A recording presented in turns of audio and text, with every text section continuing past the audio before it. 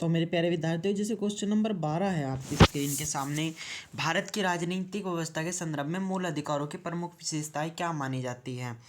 तो इसको आपको समझने के लिए ये क्वेश्चन के विकल्पों को आपको समझना पड़ेगा।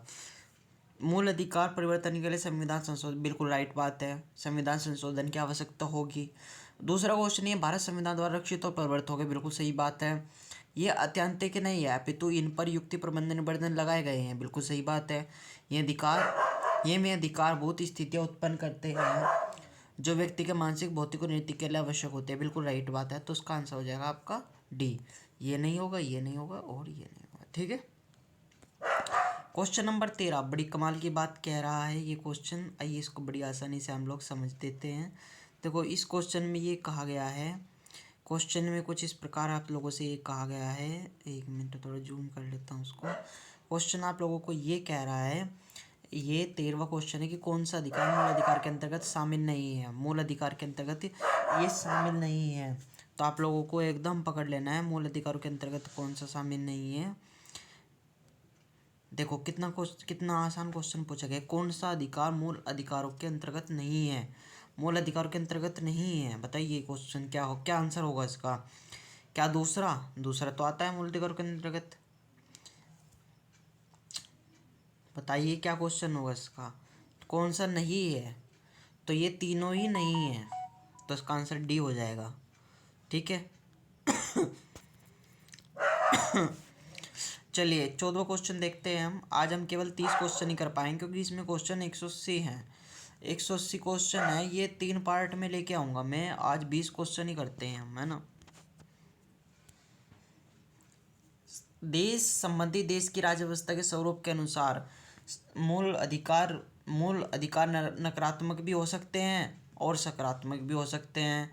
ये क्वेश्चन नंबर है 14 और इसको आपको बताना है। यानी मूल अधिकार भाई देखो नकारात्मक भी हो सकते हैं, ये तो राइट बात है इनकी। मूल अधिकार का स्वरूप प्राकृतिक अधिकारों की तरह भी हो सकता है, ये भी राइट बात है। तो इसका आंसर सी हो जाएगा, 1 और 2 दोनों, ठीक है। क्वेश्चन नंबर 15 बहुत इंपॉर्टेंट क्वेश्चन है ये। भारत में मूल अधिकारों की आवश्यकता के पीछे निहित कारण क्या हो सकते हैं। 15वां क्वेश्चन है ये।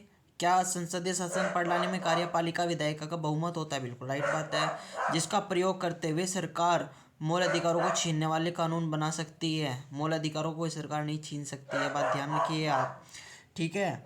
और इसका आपको मैंने जैसे बताया था, पहला तो इसका हो जाएगा बच्चों आप लोगों का पहला, ये तो बात सही है, लेकिन मूल अधिकारों को कोई भी सरकार छीन नहीं सकती है, बात ध्यान रखिएगा आप लोग। और दूसरा क्या करें, बहुलक अल्पसंख्यक के दबाव में सरकार वर्ग के सामने विवेदकारी कानून बना सकती है, ये भी बात सही है। तो ये विवेदकारी कानून नहीं बना सकती, उनके हित में कानून बनाएगी, ठीक है। तो ये इसका सी आंसर राइट हो जाएगा आप लोगों के लिए। 16वां क्वेश्चन आप लोगों के सामने है। भारतीय संविधान के भाग 3 में मूल अधिकारों का वर्णन किया गया है। भारतीय संविधान के भाग 3 में मूल अधिकारों का वर्णन किया गया है, ये बात बिल्कुल सही है। ये बिल्कुल बात गलत है। अनुच्छेद 51 में मूल अधिकार का वर्णन बिल्कुल गलत बात है। तो इसका आंसर केवल 1 हो जाएगा, सही पूछ रखा है, ठीक है। अब हम बात करते हैं क्वेश्चन नंबर 17। ये आप लोगों के सामने मिलान है, तो आप लोगों को बताना है क्वेश्चन नंबर 17 का क्या आंसर सही होगा। तो क्वेश्चन नंबर 17 का आप लोगों का क्या आंसर सही होगा वो आप लोगों को बताना है। तो दूसरे का संस्कृति और शिक्षा संबंधी अधिकार, तो दूसरे का यहाँ पे जाएगा इसमें, ठीक है। दूसरे का इसमें जाएगा, ठीक है। रुकिए 1 मिनट, ये गलती हो गया, 1 मिनट रुकिएगा। ये जाएगा धर्म की स्वतंत्रता का अधिकार जाएगा, इसका आंसर ये है। देखो धर्म की स्वतंत्रता का अधिकार तो इसमें जाएगा, यानी 1 का 2 एलिमिनेट कैसे करना है। 1 का 2, 1 का 2 आ गया। और संस्कृत शिक्षा का ये है 29 का 30, तो बी का 1 आ गया, ठीक है। और फिर जाना है सी में। सी का क्या है, स्वतंत्रता का अधिकार, सी का 4 जाएगा यहाँ पे, ठीक है। और फिर समता का अधिकार 14 से 18 में आता है। तो आप इसको ऐसे कर सकते हैं, सी का 4 हो गया और डी का 3 हो गया। तो ये आंसर आप लोगों का ये आ गया बी, ठीक है। इस प्रकार आपको ये जोड़ा एलिमिनेट करना है। क्वेश्चन नंबर 18 आप लोगों के सामने है।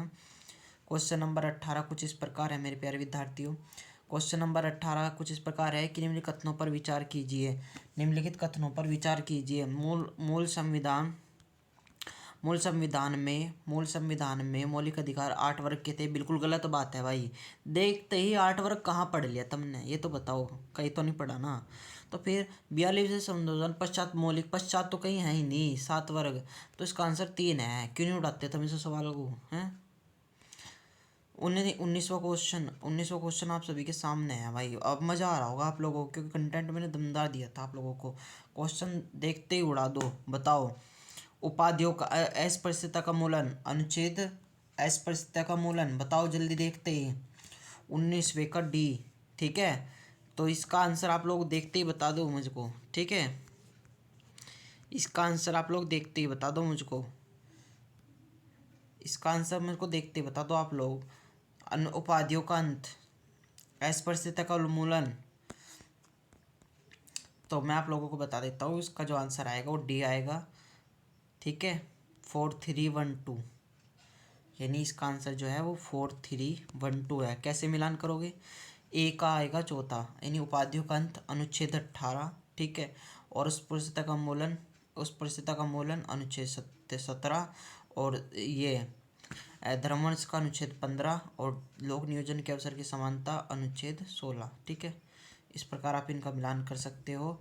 डी आंसर इसका रहेगा। और अब हम बात करते हैं जल्दी बढ़ते हुए। अनुच्छेद 19 के अंतर्गत